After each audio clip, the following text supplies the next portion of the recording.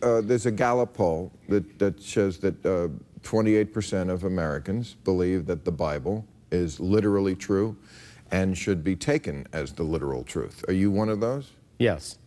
Okay, I made a little list of the things that are in the Bible that if we took it literally true. Slaves must submit themselves to their masters no matter how harsh. Right off the bat, we're believing in slavery. Well, this was a pretty spirited debate in the United States in the 19th century. And actually, what occurred then, the slavery of ancient Rome, which Paul was writing about, was a very different kind of slavery. It wasn't chattel slavery. It was usually it was usually a form of indentured servitude. Oh, come on. The fact is, Bill, Ralph. the anti-slavery movement Spartacus, come on, babe. We've all seen the movie. Bill.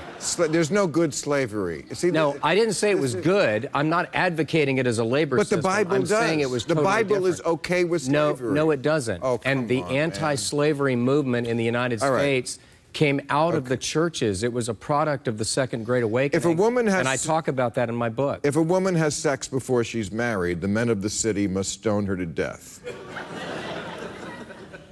All right. What? And Bill, let's hear the good version of that. Bill, what did Jesus say when he was presented with the adulteress? And the people who wanted to stone her to death cited that verse. He got down on his knees and he wrote in the dirt, "We believe the sins of all those present." And he said, "Let he who is without sin cast the first stone." And they walked away ashamed. If the Bible's a...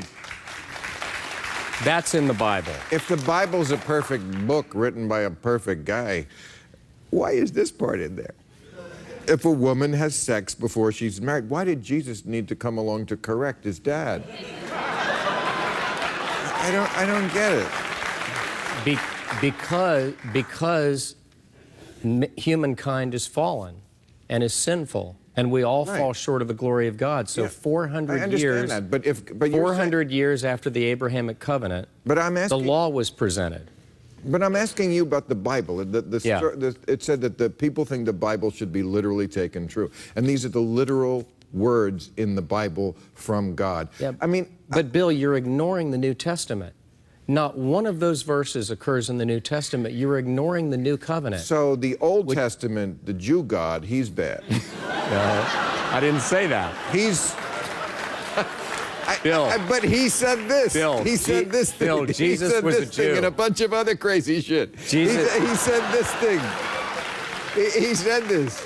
I'm quoting. You're being very selective. So you're also. But see, that's the thing. If it's perfect, why? What do you mean selective? Look at all of it should be perfect. But shouldn't all of it be perfect? You know, the thing that's so annoying about that clip is that you could tell by how Ralph Reed is talking that his brain works. Like, because he tries to present himself in this calm way where he's trying to be an intelligent, high-minded person to explain these different things to Bill, right?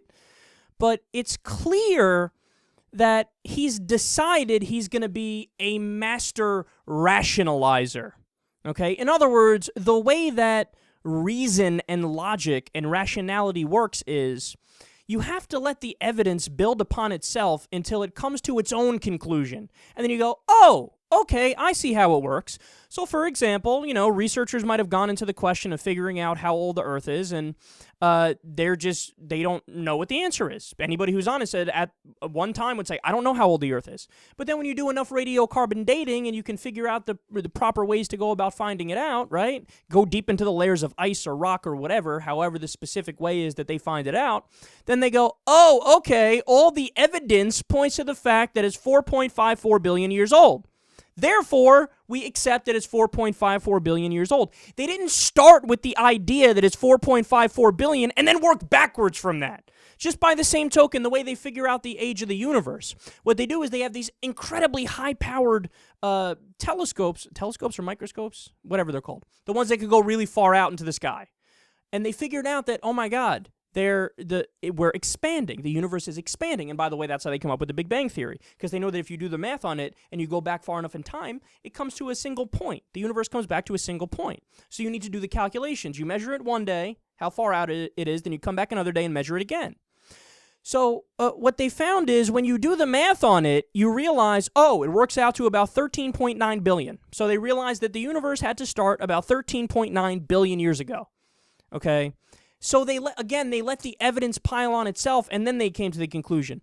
They did the tests, they did the measurements, and then they came up with the conclusion. They didn't start with the conclusion and work backwards.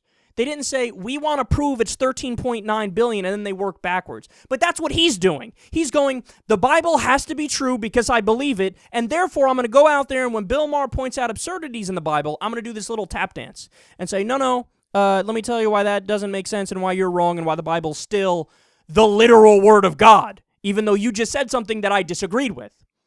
So you're a king rationalizer. And also, as Maher was trying to point out there, because the Bible is contradictory in so many ways, not only does the New Testament in many ways contradict the Old Testament, but the Old Testament contradicts the Old Testament, and the New Testament contradicts the New Testament. Because there are quotes, of course, the majority of Jesus' stuff is, love people, turn the other cheek, be kind, no war, everybody's peaceful, big-time hippie guy. But there are a few quotes in the New Testament of Jesus basically saying, let the motherfuckers burn.